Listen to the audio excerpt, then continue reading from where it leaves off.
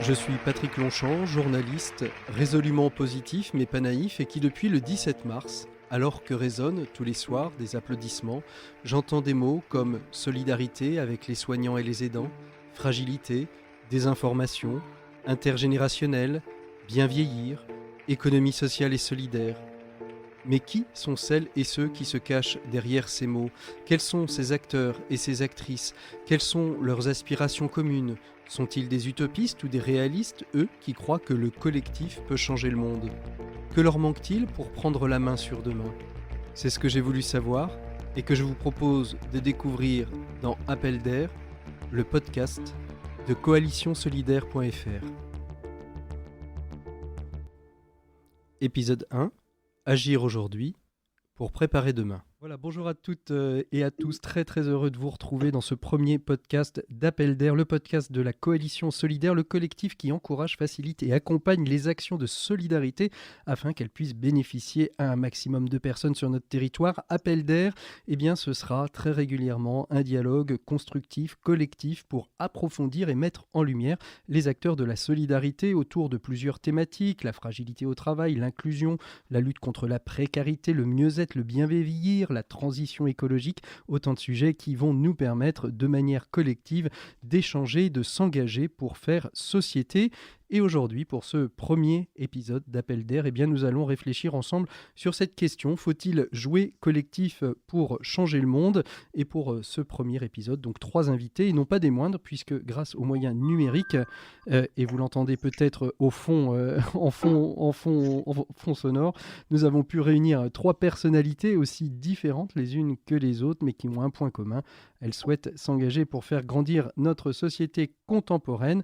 Je vous les présente rapidement. Il s'agit tout d'abord de Thierry Calvat, qui est sociologue, fondateur du Cercle Vulnérabilité et Société, un groupe de réflexion qui porte justement sa réflexion sur cette question de notre société face aux plus petits, aux plus faibles, aux plus vulnérables.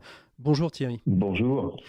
Notre deuxième invité, Jackie Richard, coordinateur du Pacte Civique, un collectif qui a été créé, si je ne me trompe pas, en 2011 et qui a pour objectif de penser notre démocratie pour le 21e siècle et puis on l'espère pour après. Bonjour Jackie. Bonjour à tous. Et puis troisième invité, un second Thierry Sibieuse, qui est enseignant, responsable de l'enseignement de l'économie sociale et solidaire à l'ESSEC, mais aussi président de l'association qu'on ne présente plus, les Bleus Blancs Zèbres, une association qui a pour vocation d'accompagner et faire émerger sur notre territoire les entreprises actrices du changement dans notre société. Bonjour Thierry. Bonjour Patrick, bonjour à tous. Et donc pendant cette demi-heure, puisque nous allons passer une demi-heure ensemble tous les 3, eh bien, nous allons essayer de manière conversationnelle, comme j'aimais le dire, de mettre en perspective cette question en quoi l'action collective peut ou ne peut pas permettre de changer le monde, particulièrement dans cette période post-Covid où à longueur de journée, on entend parler depuis le 11 mai, mais bien avant déjà, du fameux jour d'après et de ces espérances de voir un monde qui tirerait les leçons de cette crise éco-épidémique et sociale. Et je vais peut-être commencer par vous, Thierry Calvat, parce que vous êtes sociologue, vous êtes fondateur du Cercle Vulnérabilité et Société, et vous avez dû regarder de manière intéressée cette crise. Et est-ce que pour vous, le jour d'après, c'est quelque chose qui s'entend, ou est-ce qu'il y aura réellement un après-Covid-19, ou est-ce que finalement on va continuer comme on a toujours continué ? Alors, je ne suis que cofondateur, je le précise. En fait, la question qui est posée, c'est y a-t-il un avant, un après ? Et moi, il me semble que le moment le plus intéressant, c'est sans doute le pendant. C'est-à-dire que on est plutôt dans le monde du moment présent, beaucoup plus que dans celui du monde d'après, qui définit une espèce d'objectif un peu magique. Alors, je ne suis pas le seul à l'avoir dit. Vous avez des gens comme Houellebecq, par exemple, qui étaient tout à fait intéressants dans l'analyse qu'il faisait, et c'est pas le seul, du monde d'après, qui sera le même en un peu pire. Ou des gens comme Comte-Sponville qui vous dit que le monde d'après, ce sera le même en un peu mieux. En fait, la question qui me semble aujourd'hui posée, c'est celle de que faisons-nous aujourd'hui pour profondément transformer les choses. C'est-à-dire que le monde d'après ne va pas descendre du ciel comme une espèce de citadelle venu des étoiles, mais que c'est bien aujourd'hui qu'il se construit sur la base de ce que l'on a pu vivre, et qui vraisemblablement est plutôt entré dans une phase qu'on pourrait qualifier de chronique. C'est-à-dire que ce que la crise a mis à l'épreuve, c'est à la fois un système sanitaire, un système économique, un système environnemental, qui est, de l'avis de nombreux experts, entré dans une phase de transition et de survenue récurrente extrêmement régulière. Chez vous, Thierry Sibieuse, à Bleu-Blanc-Zèbre, je suppose qu'on l'espère aussi, ce monde d'après. Vous êtes en accord avec ce que dit Thierry Calva à l'instant ? Oui, moi j'aime bien la référence au monde d'après qui sera celui, et au monde de demain qui sera celui d'hier, où on est un peu pire pour Houellebecq et on est un peu mieux pour Comte-Sponville. Moi je suis plutôt côté Comte-Sponville. Même si Comte-Sponville, et parce que Comte-Sponville accompagne son appréciation d'une analyse qui me paraît extrêmement fondée, autour d'un primat qui a été donné à la santé, qui était peut-être nécessaire, mais dont on peut se demander s'il n'a pas été excessif. Donc, à partir de là, et dès l'instant où ce primat donné à la santé va avoir des conséquences majeures sur l'économique et sur le social, pour l'environnemental, je ne pense pas que la crise ait tellement mis le système à l'épreuve, parce qu'il a plutôt été une bonne chose. On voit bien que on parle de l'eau claire des canaux de Venise, on parle de la qualité de l'air sur Paris, donc on a plutôt enregistré du côté de l'environnement des éléments qui ont laissé penser à ceux qui sont les déclinistes, qu'on appelle les déclinistes, que finalement la solution était de rester chez soi. Voilà ce que je pourrais dire. Alors, moi je crois que ce monde de demain, on l'appelle de nos voeux. Le pendant, comme dit Thierry, il a été intéressant parce qu'il a montré à la fois des choses formidables en termes de solidarité, des mobilisations, des coalitions, celles que nous avons lancées avec le soutien de la G2R La Mondiale et dont Thierry Calva est d'ailleurs un des membres actifs. Mais il a aussi montré des choses qui étaient moins sympathiques. Moi, je suis frappé par cette espèce d'individualisme autour de la santé, sa santé personnelle. Il a montré des réactions de repli sur soi. On verra ça. On verra ça un petit peu plus tard, justement, sur ce qu'a révélé cette période de Covid-19, de la solidarité ou plutôt de l'individualisme. Et vous avez raison. Mais on commence par réfléchir sur cette question qui est centrale. C'est est-ce qu'il y aura un jour d'après pour vous, Jackie Richard, au niveau du pacte civique, évidemment, vous l'appelez de tous vos voeux, mais vous y croyez, vous, à ce jour d'après ? Écoutez, moi, ce qui me frappe dans cette dialectique avant, pendant, après, ce qui me frappe terriblement, c'est que la crise du Covid elle révèle des choses qui sont dans l'avant, mais elle les révèle de manière exacerbée. Et c'est ça qui me frappe. Enfin, on peut prendre quelques exemples, des choses qu'on savait qu'elles étaient dangereuses, sources de fragilité, la mondialisation par exemple, les inégalités sont criantes. Bon, je reviens pas sur des choses que l'on a tous sous les yeux, les premiers de corvée, les premiers de tranchée, les premiers etc. La dialectique de la guerre, dont on nous a... Elle exacerbe ces inégalités.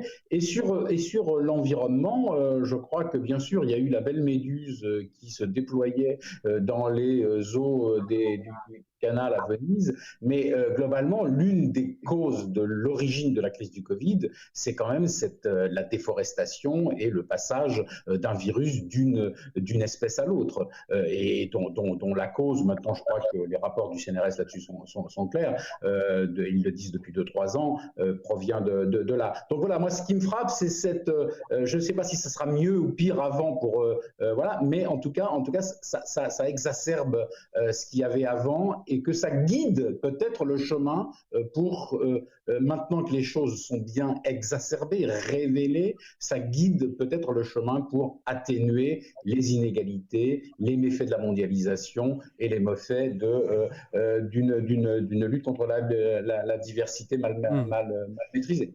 Thierry Calva, sur ce que vous venez d'entendre, ça va toujours dans le même sens, ou est-ce que y a... Oui, ça va dans le sens, effectivement, les crises, elles ont toujours un effet de révélateur. Souvent, on pense que les crises transforment, bouleversent. En fait, la réalité des enseignements qu'on peut en tirer, c'est que très souvent, ça met un coup de loupe sur des situations qui n'étaient pas résolues auparavant. Donc, de fait, je ne peux, moi, qu'abonder dans ce sens-là. Hein. C'est vrai que ça a révélé un certain nombre de problèmes qui étaient des problèmes non résolus et qui étaient même des façons de penser. Vous voyez, Thierry Sibiote, je crois, évoquer la priorité qu'évoquait lui-même Comte-Sponville, qui avait été donnée à la santé par rapport à l'économique ou par rapport au social. En fait, cette crise et la réponse politique qui a été apportée, mais qui était aussi celle qui était attendue par les citoyens, elle révèle en fait non pas une sorte de décision du moment ou d'emportement du moment ou d'une priorité du moment, elle révèle simplement ce sur quoi les politiques de santé publique sont construites depuis des dizaines d'années, qui est le sentiment de maîtrise, qui concourt à davantage de longévité, qui concourt à prendre en compte finalement beaucoup plus l'aspect de santé physique, beaucoup plus que l'aspect de santé relationnelle. Et on voit bien aujourd'hui avec tout le débat sur le déconfinement, notamment des personnes les plus fragiles et notamment les personnes âgées, que c'est une vision qui est celle d'un monde qu'on n'avait pas forcément pensé avant. C'est-à-dire que très souvent, les personnes qui étaient en bonne santé, c'était des personnes qui n'étaient pas malades et qui effectivement étaient des gens qui pouvaient vivre le plus longtemps possible. Et quand on s'arrête 30 secondes sur la définition de l'OMS s'agissant de la santé, l'OMS évoque la santé comme un état de complet bien-être à la fois physique, psychique et psychologique, et non l'absence de maladie ou d'infirmité. Et je crois qu'on a pris conscience de ça, et c'est sans doute un terreau intéressant s'agissant des politiques de santé et demain des politiques sociales, que de pouvoir, à un moment donné, réajuster finalement ces deux bornes qui sont les deux bornes, à mon avis, qui sont celles touchant aux politiques à la fois de santé, aux politiques sociales, qui sont la borne de la liberté, la borne de la sécurité. On voit bien qu'aujourd'hui, on est allé plutôt vers la sécurité, que la liberté a été un peu moins priorisée. Et il me semble que dans le débat qu'on a actuellement là, tous les quatre, c'est une question intéressante. C'est que aussi dans les actions collectives, à quel moment on va devoir à un moment donné arbitrer du côté de la sécurité, ou à quel moment on va devoir arbitrer du côté de la liberté, notamment de la liberté d'agir et d'entreprendre, et derrière de faire coalition et de créer de la solidarité. Alors je vois Thierry Sibiote qui abonde et opine du chef face à moi, ça va tout à fait dans le sens, et ça permet de rebondir aussi sur ce que vous disiez, sur ce rapport entre l'individualisme et la solidarité, Thierry. Oui, tout à fait. Moi, je serais aussi, je suis complètement en ligne avec l'idée de dire qu'on a privilégié finalement une santé individuelle par rapport à la santé sociale, qui est finalement la santé vers l'autre. Et finalement, ce qui émerge quand même en filigrane de cette crise, c'est qu'on nous dit l'autre est un danger pour l'autre. L'autre est un danger pour toi, ce qui, moi, me paraît extrêmement grave et exigera donc des efforts particuliers en termes de solidarité, en termes de collectif. Deuxièmement, je suis d'accord qu'on a donné, qu'on a touché et on a privilégié la sécurité par rapport à la liberté. Et là aussi, non seulement la liberté d'entreprendre, mais la liberté d'aller et venir. Et ce sont des éléments qui sont extrêmement forts, constitutifs de notre société depuis très longtemps. Donc, je crois aussi là-dessus qu'il faudra beaucoup retravailler, parce que l'expérience prouve que quand on touche à une liberté individuelle et qu'on l'altère, on ne revient jamais complètement au même stade. Et tous les régimes autoritaires se sont construits sur l'idée qu'ils faisaient le bien de leur peuple. Donc, sans être ni un révolutionnaire, vous passez d'élu local, on attestera, je crois qu'il y a une vraie question de réflexion. Et puis, dernier point, je voulais réagir ce que disait Jacques Richard. Moi, je crois vraiment effectivement que cette crise a exacerbé la question des inégalités et a remis sur le terrain la question des... J'entends, par exemple, les gens qui disent « Ah, mais c'est injuste, il y a des gens qui sont partis dans leur résidence secondaire vivre leur confinement. » Mais moi, je leur réponds « Mais les gars, tous les ans, il y a des gens qui partent en vacances dans leur résidence secondaire. Il y a la moitié de la France qui reste au pied des tours de Cergy, de Drancy ou de la banlieue et qui ne va pas en vacances. » Donc, cette inégalité-là, elle est malheureusement, enfin, elle existe depuis longtemps. Mais elle a été rendue plus visible par justement cette crise sanitaire. Absolument, absolument. Et le dernier point, parce que je ne veux pas monopoliser la parole, je suis beaucoup plus nuancé sur les causes de la mondialisation. Je ne crois pas, moi, que le Covid soit le résultat de la mondialisation. Les épidémies, ça fait partie de la vie. C'est la nature humaine depuis des siècles et des siècles. Il y a des épidémies. avant la peste noire, la grippe espagnole, la grippe de Hong Kong, on n'était pas dans un monde mondialisé. Pourtant, ce sont des épidémies qui ont existé, qui ont fait des morts. Et ce qui me paraît... alors, il y a sûrement des excès à corriger, mais placer la responsabilité de cette crise sur les excès de la mondialisation, en disant voilà, c'est bien ce qu'on disait, la société est trop mondialisée. Moi, je ne crois pas que ce soit la bonne façon de prendre le problème. En revanche, la lutte contre les inégalités, le renforcement du collectif, la vigilance par rapport à cet individualisme qui s'est un peu exacerbé, ça me paraît être des combats importants et qu'on va essayer de mener à plus loin. Alors, Jacques et Richard, je vous vois faire une petite moue. Non, mais je suis d'accord. Donc, sur la mondialisation, on ne va pas y passer trop de temps, mais ce que je veux dire par rapport aux pandémies qui ont existé avant, ce qui change fondamentalement, c'est la vitesse, la propagation et l'effet de masse qu'il y a avec cette rapidité. Bon, voilà, c'est ça qui change. Mais globalement, non, moi, si j'ai parlé de la mondialisation, c'est que je pense que dans l'après, on va être amené à réfléchir sur la manière de retrouver de la souveraineté européenne si possible, de reconstruire un appareil productif qui ne nous mette pas en fragilité. Voilà, ça c'est vraiment incontestable. En fait, la question que vous abordiez, c'est pas la pandémie en elle-même qui est due à la mondialisation, mais la mondialisation a été révélateur d'un certain nombre de faiblesses économiques sur notre territoire, par manque on va dire, d'entreprises stratégiques, mais aussi ça a été un révélateur, et je trouve ça assez intéressant, de métiers, de remettre du sens dans des métiers qui étaient peu reconnus. Je pense particulièrement à nos caissières de supermarchés qui on a découvert finalement le rôle essentiel qu'elles avaient dans la nécessité d'une présence pour pouvoir continuer aux personnes de se nourrir, d'acheter et de consommer. Et puis bien évidemment les infirmiers et infirmières que l'on regardait je n'ai pas envie de dire de haut quand elles manifestaient dans les rues, mais on s'est aperçu qu'il y avait quand même une véritable nécessité de leur présence et que peut-être elles étaient un petit peu en sous-nombre, et de fait c'était assez révélateur. Est-ce que justement dans une réforme, une réflexion, une prospective d'un monde d'après, est-ce que justement il ne faut pas réfléchir à la question aujourd'hui du salaire en fonction de l'impact sur la société du métier plutôt qu'en fonction du diplôme et du niveau de responsabilité ? C'est une question que vous posez à qui veut. On est dans le collectif. Hein. J'ai la parole, je garde. Allez-y, Jackie, la parole est à vous. Je pense que effectivement, on a à revoir un certain nombre de paradigmes, de règles qui déterminent les salaires. Les salaires, jusqu'à présent, le salaire était grosso modo calé sur le niveau de diplôme, il y avait une hiérarchie, il y a des classifications qui sont bien connues de tous. Alors, l'utilité sociale des métiers ne coïncide pas avec cette classification. Donc, c'est peut-être cela qu'il faut naturellement revoir. Je pense qu'il faut aussi revoir les questions de formation continue tout au long de la vie, etc. Bon, permettre ces mobilités, ces cheminements de carrière qui permettent d'avoir une vision plus fondée sur l'utilité sociale que la performance. Thierry Sibieude. Moi qui suis professeur à l'ESSEC dans une institution qui justement, c'est ça. Il délivre des diplômes pour les jeunes gens qui sont appelés aux plus hautes responsabilités. Je me sens tout à fait interpellé. Je dirais qu'en fait, effectivement, cette question de la valeur sociale créée, elle est insuffisamment prise en compte. C'est pourquoi moi j'ai créé il y a 18 ans cette chaire d'innovation et d'entrepreneuriat social à l'ESSEC pour faire avancer ce type d'idées. Ce que je crois, c'est qu'il faudra retrouver un équilibre, c'est-à-dire qu'il faut se méfier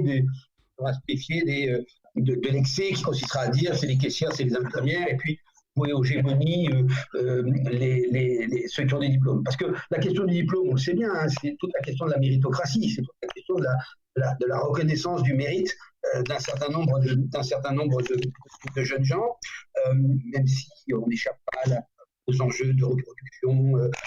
On a un vrai travail à faire sur la diversité pour l'accès à l'enseignement et l'égalité des chances pour l'accès à l'enseignement supérieur. Mais je crois effectivement et j'espère que le monde de demain permettra de mieux prendre en compte l'impact social des activités, la valeur sociale, et de retrouver une combinaison plus harmonieuse entre la richesse économique qui est créée, moi je fais partie des gens qui pensent qu'on ne peut pas la contester, et puis cette valeur sociale qu'il faudra arriver d'une façon ou d'une autre à évaluer, à valoriser au sens peut-être monétaire du terme, et donc aller vers ces équilibres. Alors c'est des mouvements, des dynamiques qui étaient déjà amorcés, hein, et les politiques de responsabilité sociétale de l'entreprise, tout ce qui est entreprise à mission, loi Pacte. Entreprise à mission, les entreprises d'impact, tous ces mouvements-là, l'économie sociale et solidaire, hein, tous les acteurs de l'économie sociale et solidaire se sont construits autour de cette idée, avec plus ou moins de bonheur et plus ou moins de réussite.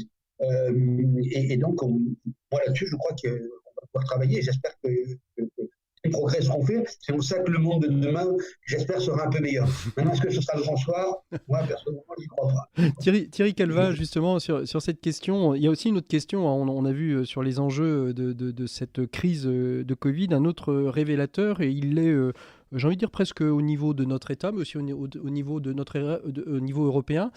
C'est peut-être une problématique aussi d'une crise de la démocratie qui est assez révélatrice, non?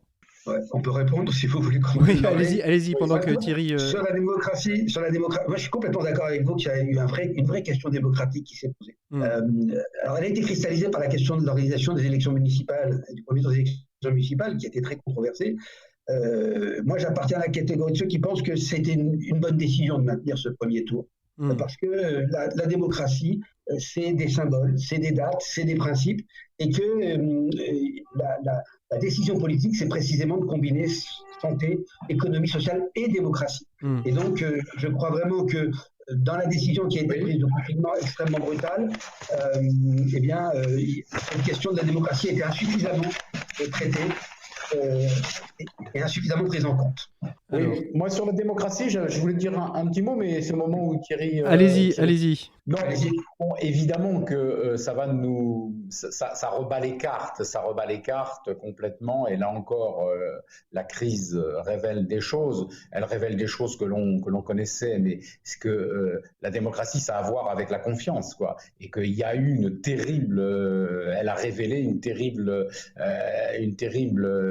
un manque de confiance, une défiance dans la parole publique, et ça, c'est quelque chose quand même qui est très très préoccupant. Enfin, la comparaison avec l'Allemagne et la Grande-Bretagne est très éclairante. Ce sont deux pays qui sont en deux situations au niveau de la pandémie tout à fait contrastées. Eh bien, dans un cas comme dans l'autre, le peuple anglais, le peuple allemand sont en phase avec les dirigeants. Alors pour des raisons qu'on peut analyser, mais peu importe. Tandis qu'en France, il y a une situation de défiance. Enfin, cette dégringolade de la confiance qui était déjà amorcée depuis plusieurs années s'accentue. Moi, ça me préoccupe beaucoup parce que au lieu de faire bloc derrière le traitement du problème, s'est trouvé accentuer la défiance dans les institutions, dans l'appareil sanitaire, etc., etc. Même s'il y a eu des choses magnifiques à l'hôpital. Mais globalement, je suis, au niveau de la démocratie, je suis très très inquiet de cet accroissement du fossé dans le couple confiance-défiance. Je partage cette inquiétude. Thierry Sibieux. Je partage cette inquiétude. Je crois qu'elle est aussi liée à des discours qui ont été assez contrastés. Enfin, d'abord un discours de guerre, après on est passé sur le discours de l'empathie, après il y a eu des prises de position très, très marquées autour de techniquement il y a ceci, scientifiquement il y a telle et telle certitude, alors qu'en fait il n'y avait pas réellement de certitude. Et tout ça a contribué à créer ou à renforcer, parce que vous avez raison, ça existe déjà, à renforcer cette sensation d'approximation et d'une certaine façon de vérité construite au gré des circonstances. Et là, le collectif peut jouer un rôle important. Là, les associations peuvent jouer important aller sur le terrain, à l'échelon local, recréer ces liens que l'autorité publique ou que l'État n'est plus en capacité de... Thierry Calvat est revenu.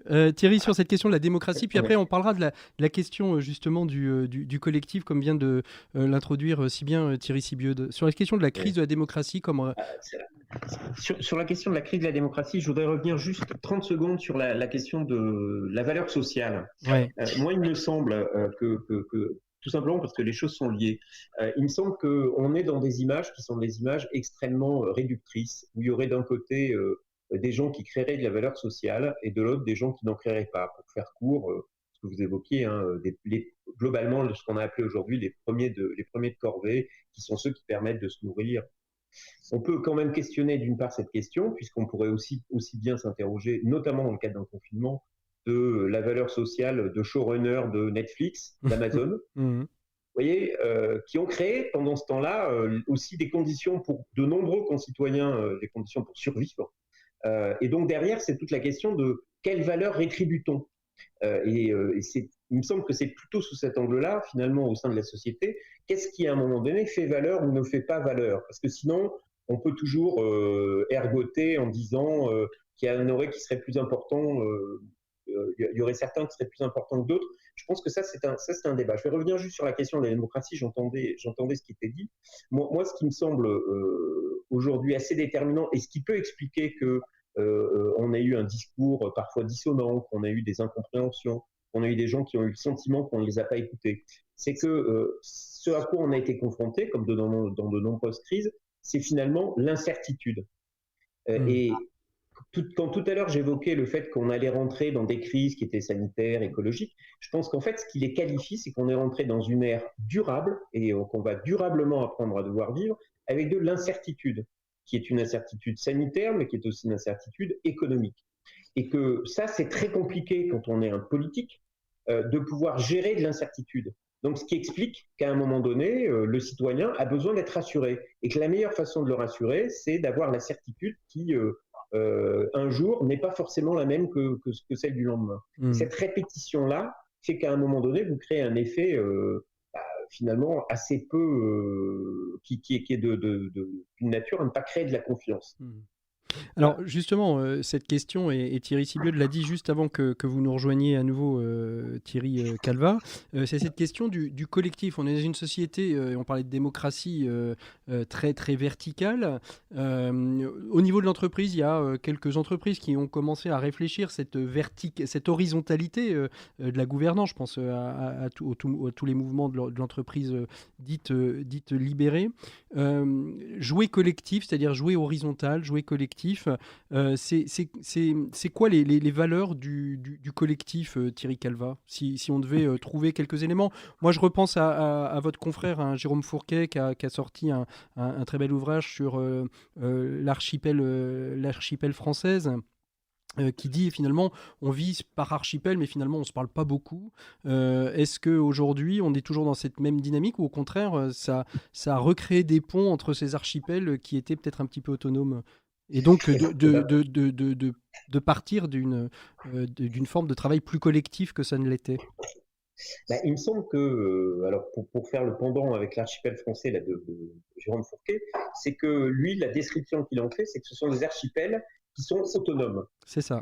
Et qui peuvent finalement vivre dans une forme d'autosuffisance. Moi, il me semble que ce qui crée le collectif, au fond du fond, ce qui va créer le collectif, c'est bien sûr des valeurs qu'on peut partager, mais ce qui va créer le collectif, c'est finalement le besoin qu'on va avoir de l'autre. Donc, moi, s'il y avait un mot-clé autour de la question du collectif, et qui, de fait, limite les effets éventuellement qu'il peut y avoir de concurrence entre différents opérateurs, des effets d'ego qu'il peut y avoir et qui sont jamais négligeables, c'est cette idée de complémentarité. C'est-à-dire que pour travailler en équipe, il faut avoir le sentiment qu'on ne doublonne pas avec celui qui est à côté de moi, mais qu'au contraire, c'est quelqu'un qui, à un moment donné, va me permettre soit de m'aider, soit d'amplifier mon action. Donc voilà, si vous cherchez un mot, moi, il me semble que c'est plutôt l'idée de la complémentarité.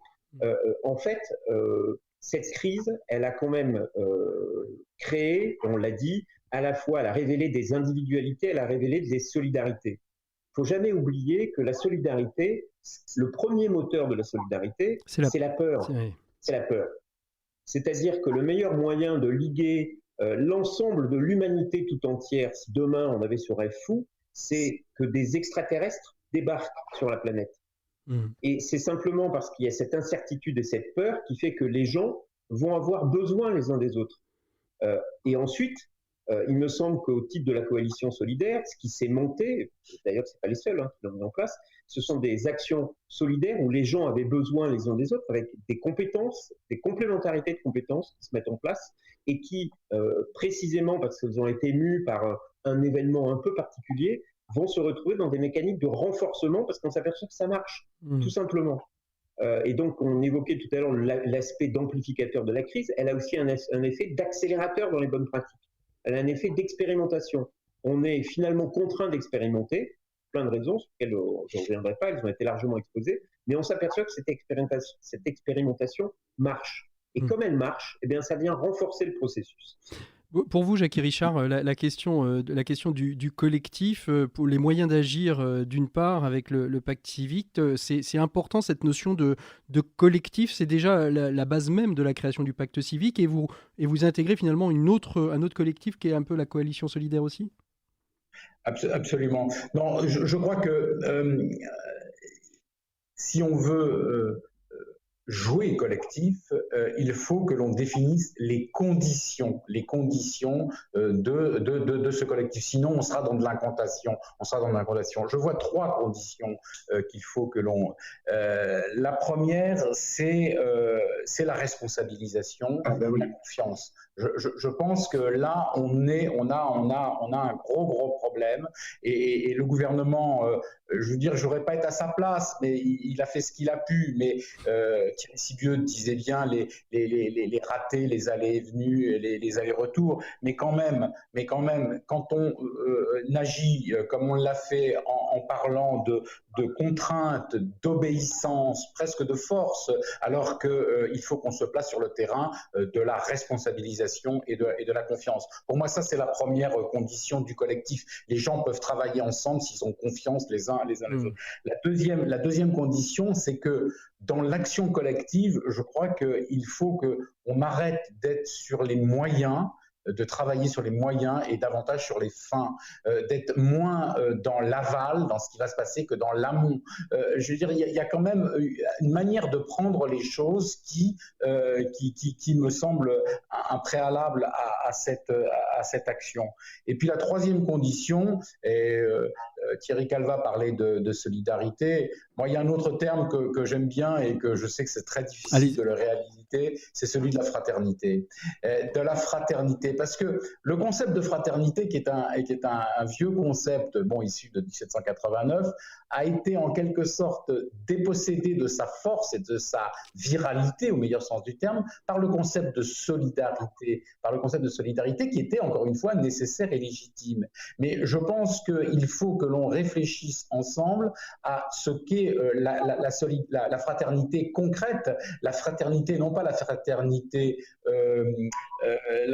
qu'on a rencontrée, une sorte de fraternité de crise. Il faut qu'on passe d'une fraternité de crise à une fraternité construite, qui n'est pas loin de la solidarité. Et il me semble que cette réflexion avec la réserve civique, il y a tout un tas d'outils qui peuvent rendre très concrète la question de la fraternité, qui encore une fois est le troisième terme de notre devise, mais qui est trop méconnu ou trop galvaudé et trop moqué même par certains aspects. Et le pacte civique est très attaché à ça. Alors, Thierry Sibieux a opiné d'une manière tout d'un coup à un de vos propos. Pour vous, le rapport au collectif, Thierry, ça passe aussi par ces... Moi, j'avais noté en écoutant Thierry Calvat, moi j'avais noté surtout la notion de responsabilisation. Je crois que la responsabilisation des individus a été très importante, et au-delà des discours, il y a eu de la cacophonie, de l'incertitude scientifique, de l'incertitude économique. Ça, pour moi, c'est permanent. D'ailleurs, on dit aux étudiants, le management, c'est justement la capacité à prendre des décisions dans l'incertitude. Donc ça, la question de l'incertitude, pour moi, elle est récurrente, et c'est pas cette crise en donne une supplémentaire. Mais en revanche, le point essentiel, c'est la responsabilisation. Et quand on regarde, par exemple, la façon dont les pays d'Europe du Nord ont géré le confinement, les Hollandais, les Allemands, il y a eu une démarche de responsabilisation des gens. On a parié sur le fait que les individus étaient capables d'entendre un certain nombre de règles. Chez nous, malheureusement, mais c'était pareil en Italie, en Espagne, donc peut-être un phénomène du sud de l'Europe, mais on est allé sur des choses beaucoup plus contraignantes, j'ai envie de dire brutales et parfois un peu bêtes. Et puis, effectivement, sur les moyens, actuellement, il y a quatre niveaux il y a 4 séries, 4 attestations différentes qui vont être mises en place. Bon, tout ça laisse perplexe, si vous voulez. Pour moi, la responsabilisation est fondamentale. La confiance, j'ai envie de dire 2 choses. La première, c'est que le principe de bleu-blanc-zèbre, quand ses fondateurs l'ont créé, c'est de dire on va essayer de passer d'une société du principe de précaution, où on se méfie de tout, au principe de la confiance. On fait confiance aux gens, on fait confiance à l'avenir. Oui, l'avenir, il n'est pas que rose, il n'est pas que... il y a des... Et le dernier mot, moi, je crois que c'est plus que la peur, c'est l'interdépendance que je mettrai en avant, parce que finalement, c'est bien et c'est important que chacun prenne conscience qu'on a besoin de l'autre. On a besoin de l'autre, c'est pas de la faiblesse, c'est pas de l'incapacité, c'est simplement que l'autre est une richesse et l'autre me permet d'avancer plus loin, de faire plus, de faire mieux, et qu'à partir de là, cette interdépendance, elle est extrêmement féconde. Alors après, il y a des gens qui sont à protéger, personnes handicapées, personnes très âgées, mais on protège les plus vulnérables. 80% des Français n'ont pas besoin d'être protégés. 80% des Français ont besoin d'être responsabilisés, encouragés, à prendre des initiatives, et c'est là que les libertés d'entreprendre, les libertés d'aller et venir sont importantes. Alors, on arrive au terme de cet échange. Peut-être juste un petit mot de conclusion, les uns et les autres. Pour vous, le mot clé pour la réussite du collectif. On aurait pu aborder une autre question, c'est est-ce que la société est prête aujourd'hui à jouer collectif ? On l'a vu, il y a eu beaucoup de solidarité, il y a eu aussi beaucoup d'individualisme. Et comment on peut aussi apprendre et éduquer à jouer collectif ? Mais ce sera peut-être le temps d'un prochain podcast. Comment aujourd'hui, quel est pour vous le mot à mettre en action, la clé pour la réussite d'une action collective, comme par exemple celle de Coalition Solidaire ? Jackie ? Moi, je veux bien dire qu'il me semble que pour bien repartir, il faut bien répartir. Je veux dire par là que les questions des inégalités, on ne peut pas créer de la confiance sur une société fracturée. Vous avez parlé du bouquin de Fourquet tout à l'heure, une société fragmentée. Moi, je fais quand même le lien avec ce qui s'est passé autour des Gilets jaunes, etc., de cette absence de confiance. Donc, pour bien repartir, il faut bien répartir et répartir la confiance. Thierry Sibieux, et puis on laissera le mot de la fin à Thierry Calva. Moi, je dirais, pour bien repartir, il faudra de l'audace, et on a évoqué des expérimentations, et puis de la responsabilisation, parce que de toute façon, il n'y a pas de responsabilisation sans confiance. La responsabilité par nature, c'est la confiance que l'on donne, et c'est la confiance que l'on reçoit.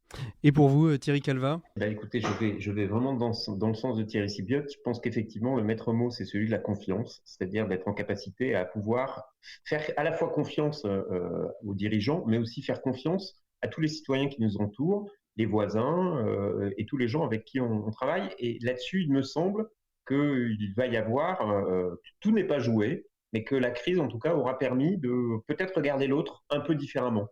Et que dans ce sens-là, ça pourrait permettre d'aller dans un sens un peu plus propice à tout ce qu'on s'est dit durant une demi-heure. Et que tout ça, c'est lié non pas simplement aux grandes villes, aux métropoles, mais c'est lié à l'ensemble des territoires, quelle que soit leur taille, que ce soit des toutes petites communes ou des très grosses métropoles.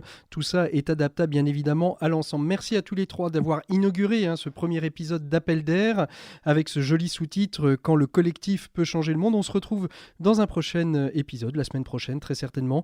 D'ici là, je vous souhaite de bien prendre soin de vous. Rendez-vous sur le site de Coalition Solidaire si vous voulez en savoir un petit peu plus. Vous tapez dans votre moteur de recherche coalition-solidaire.fr. Vous allez arriver sur ce site un peu hors norme, qui est quelque part une sorte d'innovation numérique liée à cette période de confinement, qui est une sorte de premier tiers-lieu numérique où chacun peut se l'approprier comme il le sent et comme il en a envie.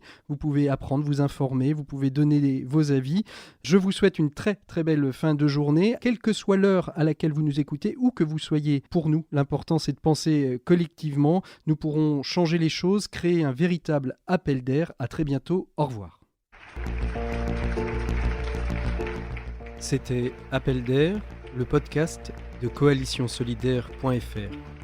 Un podcast que vous pouvez retrouver sur l'ensemble des plateformes, mais aussi sur le site internet coalition-solidaire.fr.